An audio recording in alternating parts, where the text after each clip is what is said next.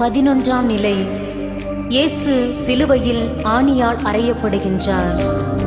திவ்ய இயேசுவே, உம்மை ஆராதித்து வணங்கி உமக்கு நன்றியறிந்த தோத்திரம் பண்ணுகிறோம்.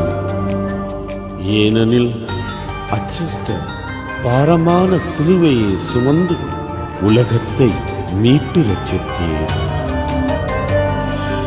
ஆசீரளித்த உந்தன் கரங்கள், அல்லும் பகலும் நடந்த உம் கால்கள், அந்தோ இங்கே பரிதாபமாய் ஆணியால் சிலுவையில் அறைந்தனரே.